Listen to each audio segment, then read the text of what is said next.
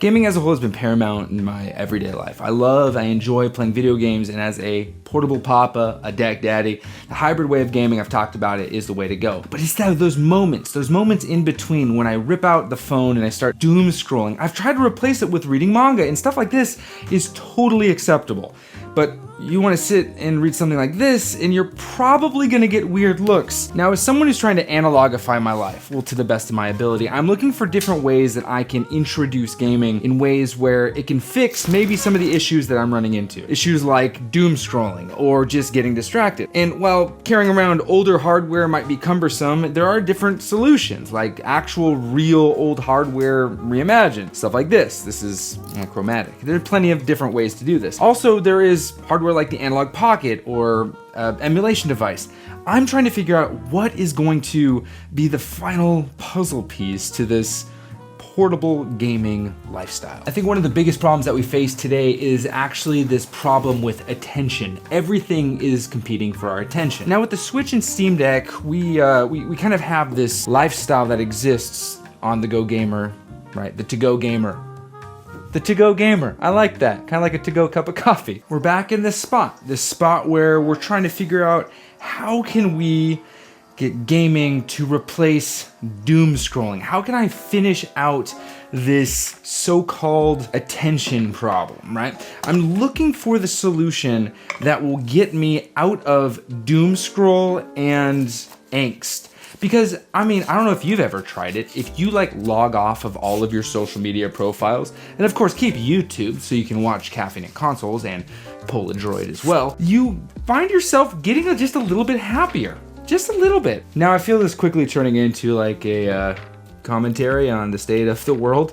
We're not going to do that. We're going to keep this gaming centric. Coming into this video, I wasn't sure where I was going to land with which device I'm going to use. If you will, I want to reason this out with you. I have three options before me. I have this, the RG35XX SP, which is one that I am kind of excited about. And the main reason is because I have it set up to where when I shut it, when I close it, it goes straight to sleep. And when it goes straight to sleep, it is going to create a save state and I am good to go. So I can suspend virtually at any time, any place, anywhere. That is massive for me. Now on the complete opposite side of the coin, or the spectrum, whatever you want to call it, we have real hardware. My Nintendo 3DS, my Game Boy Advance SP, heck, even the new modernized version of a Game Boy / Game Boy Color, the Mod Retro Chromatic or whatever it is. These devices allow me to play the real thing. It's really charming to play a game on hardware or some seemingly original hardware. I don't find myself, first off, if I'm going to recommend anything to you guys, it's going to be an affordable option, and the Mod Retro Chromatic is the least affordable out of all these. It's cool, but it's very, very unaffordable. Like $200 for a hard glass front or $300 for the Sapphire? That's crazy. And so that side of the spectrum I feel like is too far in that direction. I don't love the idea of being locked to a 3DS or a Game Boy. Now, I'm not saying that one will rule them all. That's just unrealistic. I don't think the life of, we gotta be super dogmatic about where we land is where I'm gonna go, at least this time around. I really like the approach of, I don't know if you guys know the creator, Marcus Brownlee, kind of one of the biggest out there, MKBHD. He uses tech seasonally. Now, I like that for this category, this specific category, because my main loadout, as you guys saw at the beginning, is the Steam Deck and the Nintendo Switch 2. Yes, I have a PlayStation 5 Pro. I use it for almost nothing. And so I'm left with a middle option. This is the analog pocket. This plays original hardware. Look, original hardware. It also additionally has emulation. The emulation is not the same though. This is FPGA. So from my understanding, and correct me if I'm wrong here because it's possible, this itself, this very device is one that uses hardware emulation. So it effectively is functioning as if it is the piece of hardware itself. I could be wrong on this. I don't know the exact ins and outs, so I apologize.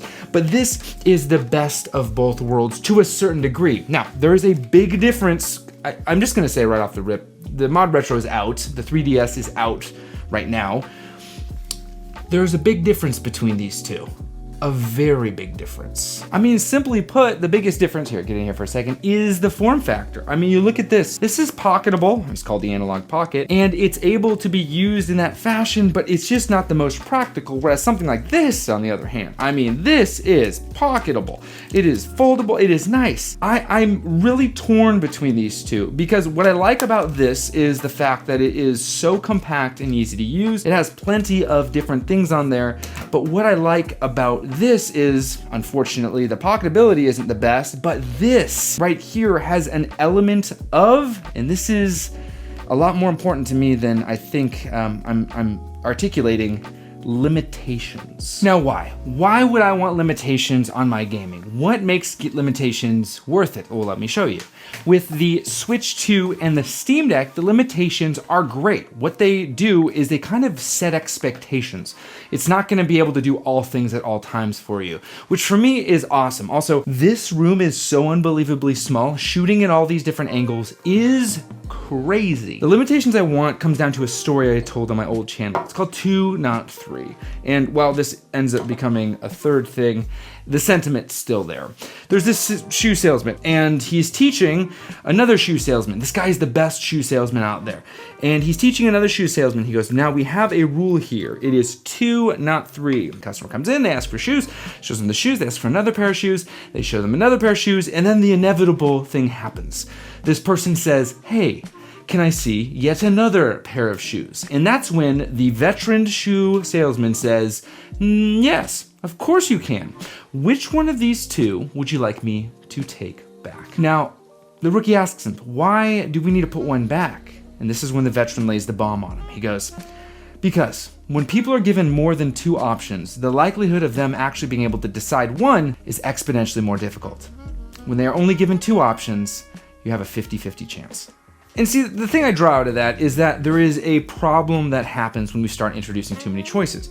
This is something that this right here ends up becoming an issue in some ways, is you have hundreds, thousands, if not tens of thousands of games on here. Some people really like that. This guy right here, you don't really have that. This is actually very different. Again, it's a hybrid type, and that in and of itself actually kind of makes me want to use it more. It's hybrid. I think I just actually figured out what I'm going to be using for this. I'm going to be using my Analog Pocket for my daily challenge I'm going to do. You see, I've challenged myself as well as the Discord, which is linked below, to go through the Minish Cap, Zelda the Minish Cap, before the end of this year.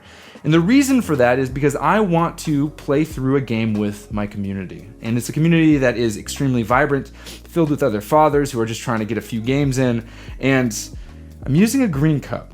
This almost seems as if I planned it, but based on the fact that I'm kind of losing it right now, this was absolutely not planned.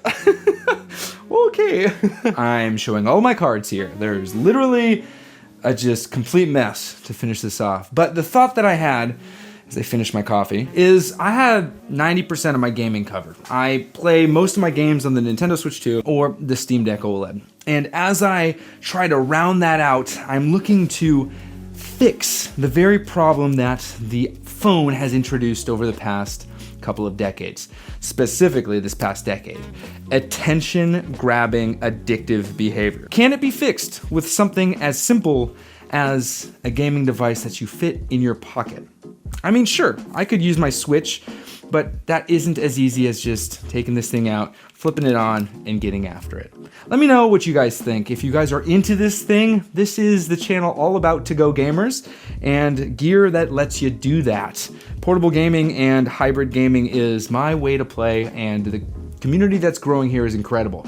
The feel is kind of like that 2001 LAN party. And so the thesis, if we were to distill it, is a channel dedicated to on-the-go gaming with a community built on that feeling you got from a 2001 weekend LAN party.